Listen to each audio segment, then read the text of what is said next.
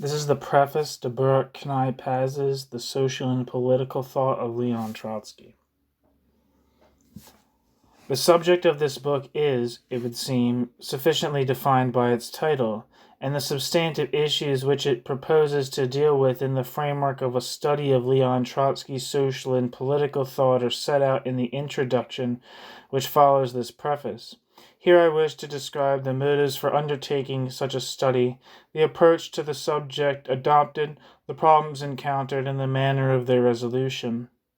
This study has had its origins in the present writer's interest in the relationship between ideas and historical events in general, and between Marxist ideas and the Russian Revolution of 1917 in particular. To speak of such a relationship is to speak not only of the correspondence between ideas and events. As often as not, it is to dwell on the divergence and conflict between the two and on the significance of this. Trotsky once wrote that the, quote, ideas and aims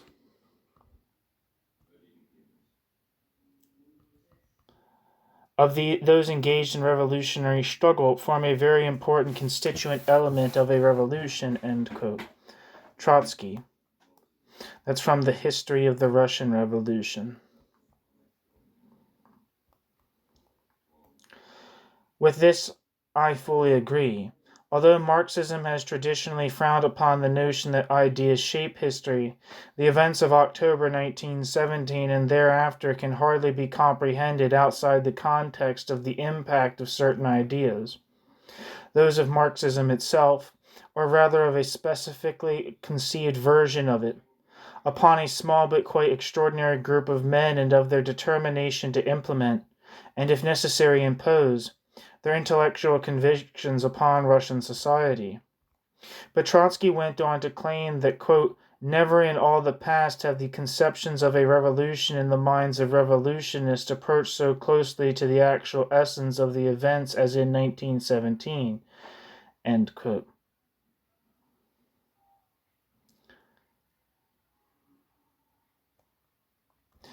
This, in my view, is to presume more than the historical record can sustain. One of the underlying aims of the present study, therefore, is to bring out not only the scope and impact of ideas, but their limits as well. The extent, in other words, to which intellectual preconceptions, quote, in the minds of revolutionists, end quote, may be said to have played a role in shaping history, and the extent to which such preconceptions were overpowered and made largely immaterial by the forces of reality. No one who is even vaguely familiar with the biography of Trotsky will fail to see immediately the particular relevance of the uneasy relationship between ideas and events to Trotsky's own life and thought. Of all the, quote, makers, end quote, of October 1917, none, it seems, approached it with so complete a preconception of its character. None, moreover, was more totally committed to the socialist transformation of Russian society, and none was to emerge more bitterly disappointed and defeated by the eventual course of events. This historical image of Trotsky has become, admittedly, somewhat of a cliché by now.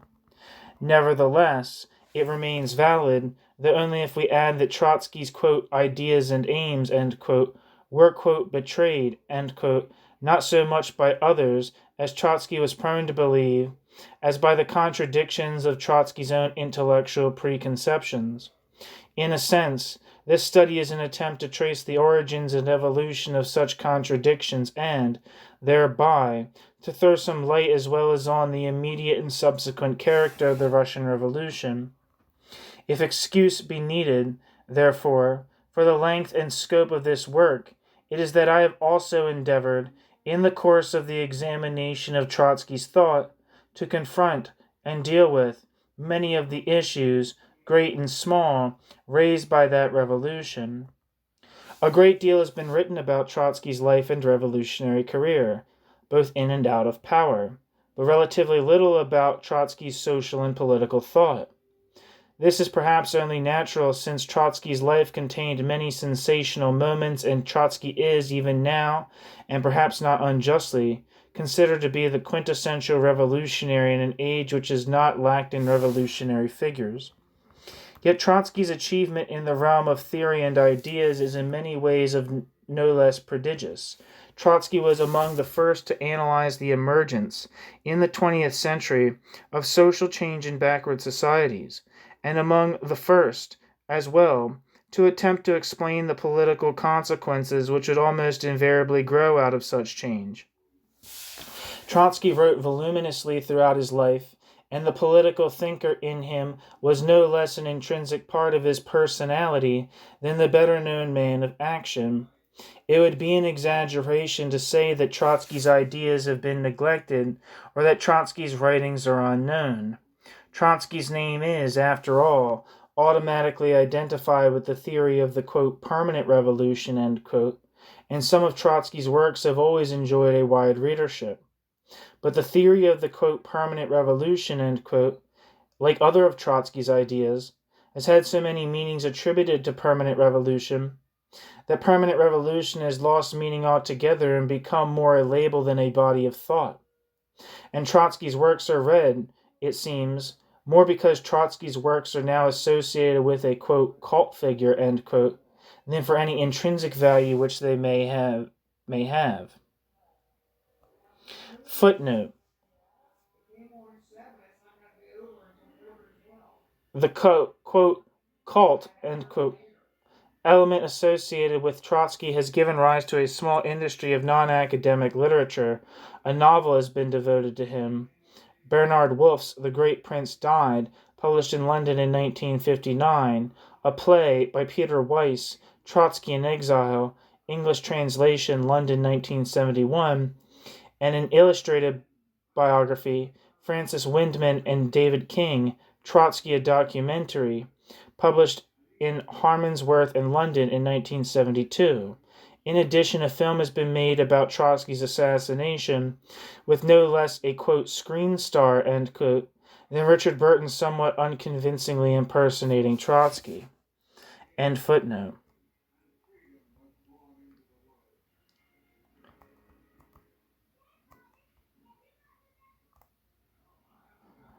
Among the writings on Trotsky's thought, there are a few articles or chapters in works devoted to wider subjects which are useful as summaries of his views or of certain of his books. Footnote. A list of the main writings on Trotsky's thought is provided in the bibliography at the end of this book. End footnote. But there is hardly a single work which has attempted to analyze Trotsky's thought in any detail or to deal with it comprehensively. There exists, in fact, only one book, in Italian, which is entirely devoted to Trotsky's ideas. It has many virtues, but even it is based on limited sources and treats numerous aspects of Trotsky's thought in a cursory and very incomplete manner. Footnote. Guido Vestuti, La rivoluzione permanente, uno studio sulla politica di Trotsky. A more recent work by Alain Rosa, L'origine de la révolution permanente, la pensée politique des jeunes Trotsky, published in Paris 1974, deals with the 1905 period mainly. See also Denis Avenas, Économie et politique dans les pensées de Trotsky. End footnote. The late Isaac Deutscher's well-known 3-volume biography is not a few pages and even chapters which discuss Trotsky's writings, but Deutscher's approach in this connection is not largely uncritical. He's not only largely uncritical, it is also lacking in any real analysis since it concentrates on merely summarizing, however colorfully, these writings.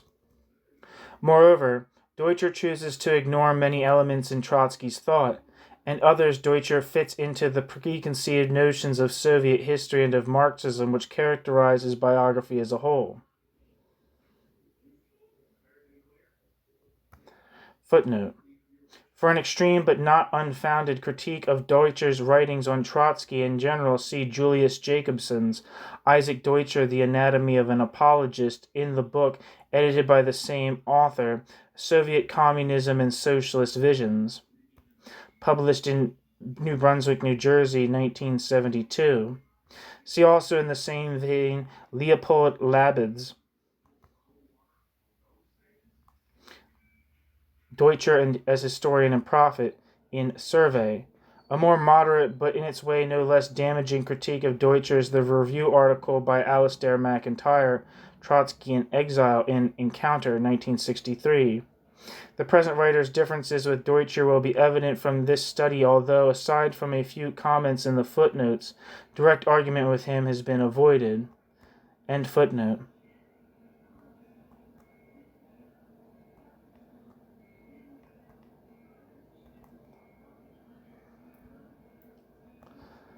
For the rest, there exists a considerable literature which discusses Trotsky's ideas in the context of the Stalinist-Trotskyist controversy. The ideological confrontation between Stalin and Trotsky is, of course, a legitimate subject for research and debate, and it will be dealt with in the present study, but it has frequently been engulfed by purely polemical and partisan concerns. Footnote. Works of this kind are legion and include, for example, some of Max Eastman's writings during the 1920s and thereafter. A more recent example, which involves also the Trotsky versus Lenin ideological controversy, is the volume edited by Nicolas Crasso, Trotsky, The Great Debate Renewed, published in St. Louis in 1972. See also Kostas Mavrakis, de Trotskyism, Paris, 1973, end footnote.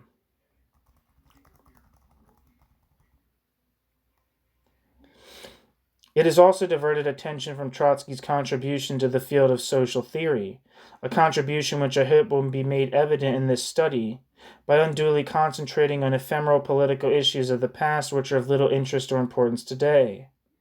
In view of the fact, therefore, that no treatment of Trotsky's thought exists which is at once comprehensive and free of partisanship of one kind or another, the intention of the present study is firstly to provide as complete an exposition of his thought and writing as is possible. This, however, may be little enough. It is also intended to discuss Trotsky's thought analytically and critically within the framework of a consistent interpretation of Trotsky's thought's significance, Trotsky's thought's virtues, and Trotsky's thought's flaws. Exposition and interpretation are clearly distinguished throughout, but I freely admit that certain themes or subjects have been more emphasized than others, that some works have been dealt with at length and others given short shrift, and that the whole has been put together in accordance with my own judgment of the relative importance and value of various parts of Trotsky's literary output. Thus, for example, Trotsky's innumerable writings of the 1920s and 1930s on political events in Britain, France, Spain, etc. have been largely ignored since, in my view, they are either of little theoretical significance or whatever theoretical arguments they make are better gathered from other of his writings, as, for instance, on the interwar situation in Germany. Footnote. Trotsky's views on Germany have been discussed as more or less representative of his views on Europe in general. By not discussing Britain specifically, it has been necessary to largely bypass his well-known book, Where is Britain Going?, which, however, is mainly a historical curiosity today. End footnote. Finally, this book has the intention, in the light of the interest declared at the outset of this preface, to grasp Trotsky's thought within the context of the specific theoretical problematics of the Russian Revolution, both before it transpired and after. This explains the arrangement of the study around the topic of the, quote, permanent revolution, end quote, its theory, its practice, and its aftermath. But the wider implications of Trotsky's thought are also discussed, as are those of his ideas which dealt with other political or social questions, and such as concerned matters not strictly or mainly political in character. The principal sources for this study are, of course, Trotsky's writings. The footnotes in the bibliography will give an idea of their scope.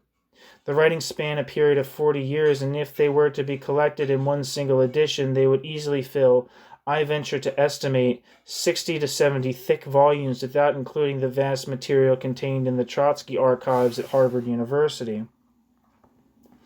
It has frequently been a source of amazement that Russian revolutionaries found the time and energy to write so extensively. Perhaps one should wonder that, having written so much, they found the time and energy to make a revolution. At any rate, the very volume of Trotsky's own output and the range of its subject matter presented the most obvious problem in the preparation of this study. It was resolved, one hopes, in the only way possible, as indicated above, through selection governed by the value of the material. The aim has been to be comprehensive, but not for the sake of sheer comprehensiveness. Footnote. In view of the length of the book, this may sound like an ironical if not tasteless joke, but even after extensive selection, the range of the important material which had to be considered and incorporated remains enormous. End footnote. A somewhat more difficult, quote, methodological problem, however, also arises from the extent of Trotsky's writings, concerned the question of whether to deal with his work in a chronological order or in accordance with specific subjects. The second of these alternatives was chosen, partly because a chronological approach would have involved a great deal of repetition, but mainly because the aim has been to concentrate on the overall and completed character of his views and ideas, though always noting the actual course of their development. Since Trotsky returned to the same subjects at various times in his life, this approach has sometimes meant, especially in the first part of the study, traversing different historical periods, but the study as a whole has been set within a general chronological framework. From the above, it should be clear that while this book may be described as a work in the field of what is sometimes called the history of ideas, it is not itself a work of history, much less a biographical study. Although ideas and the idea's evolution have been related to events, the latter are dealt with in a cursory manner, partly for reasons of space, and partly because the events are by now as well known as to require no further elaboration, particularly in a work which is not devoted to the events themselves. Similarly, in the case of Trotsky's own life, biographical details are provided only where these are essential to the understanding of the origins of his ideas. As, for example, in the first chapter, which describes the earliest intellectual and environmental influences upon Trotsky. Thereafter, only the most important changes in his political and personal fortunes are referred to. There is, in any case, no lack of material in Trotsky's life, and I have made no attempt to add to it. And since this is not a biography, neither have I attempted to evaluate or pass judgment upon Trotsky's political as opposed to his intellectual record, though it would be ridiculous to pretend that the two are entirely unrelated.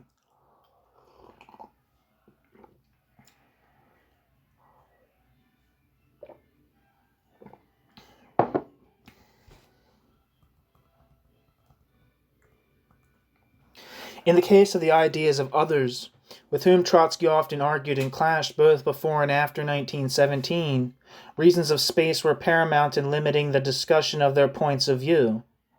Thus, for example, the thought of Lenin is often referred to, and sometimes compared with that of Trotsky, but generally I have avoided detailed analysis of this kind.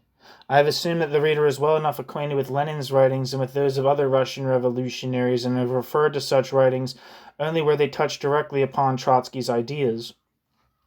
Sometimes this may leave the impression that Trotsky was the only one to propound certain views which were in fact common in Russian revolutionary circles.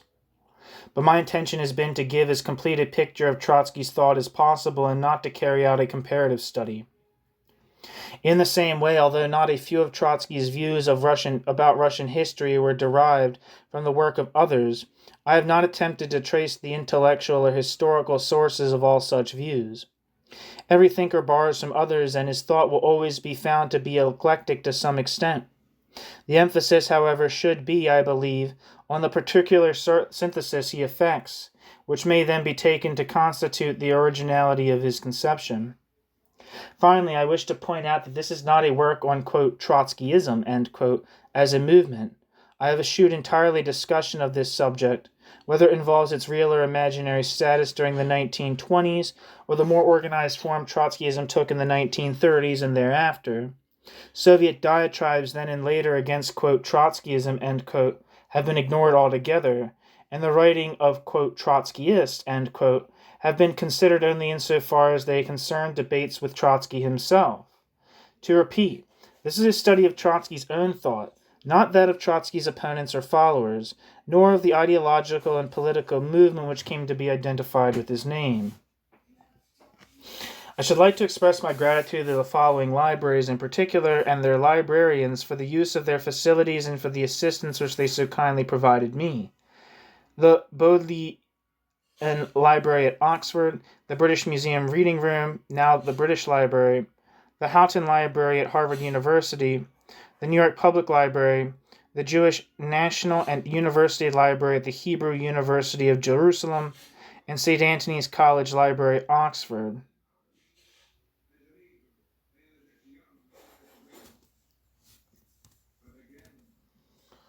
Footnote here. There exists as yet no reliable history of the Trotskyist movement, but for a fully documented account of the early phase of Trotskyism's one conspicuous, quote, success story, end quote, see George Jan Larsky, The Origins of Trotskyism in Ceylon, 1935 to 1942, published at Stanford in 1968. See also Robert J. Alexander's Trotskyism in Latin America, Stanford, 1973. almost 20 years later, Robert J. Alexander would publish an international history of Trotskyism up to 1985. Back to the text. I began this study with while a doctoral student at St. Antony's College, and prepared it for publication when I returned to St. Antony's for a year as a visiting fellow. During both periods, the college provided me with a home and an intellectual environment which I shall always recall with feelings of the deepest gratitude and nostalgia. I am greatly indebted to the former warden, Sir William Deacon, and to the present one, Raymond Carr, as well as the former sub-warden, Professor James Joel, for their many kindnesses. The fellows of the college were invariably helpful and friendly, but I should like to mention in particular Dr. Richard Kindersley and Dr. Theodore Zeldin, who offered advice and assistance on numerous occasions. My debt to Dr. Harold Schuchman, also a fellow of St. Antony's, is of a special kind, since it is such as grows out of the closest friendships and thus extends as well into areas which go far beyond the scope of this book.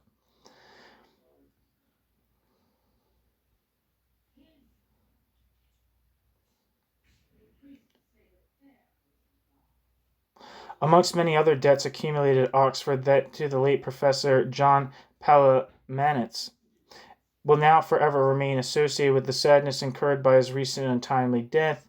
It has deprived me, as it has all his former students, not to mention others, of the further benefits of his unique critical perception and gentle human concern.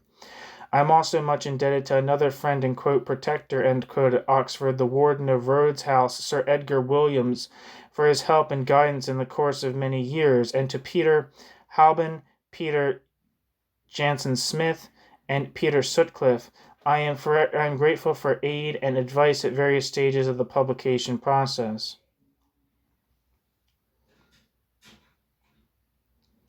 My other intellectual home for some years now has been the Hebrew University of Jerusalem, more specifically its Department of Political Science. My friends and colleagues there made every formal and informal effort to facilitate my work and to tolerate its sometimes eccentric pace and demands. I wish to thank the following especially: Professor Martin Seliger, Professor Shlomo Avineri, Dr. Emmanuel Gutman, Dr. Ziv Sternhall, Professor J.L. Talman of the History Department stimulated my thinking in the course of many conversations on subjects related to the concerns of this book. As for my students, for whom I am still learning, let it only be noted that in times of both war and peace they have managed to sustain an intellectual interest in the subject of this book, imposed upon them while still in the making, despite its apparent remoteness from the harsh realities of the Middle East. There are many others in Israel whom I would like to thank for this or that. I would like to single out only 3 close friends, Dan Horowitz, Nissan Oren, Giora Telch, who have been intellectual intellectual companions.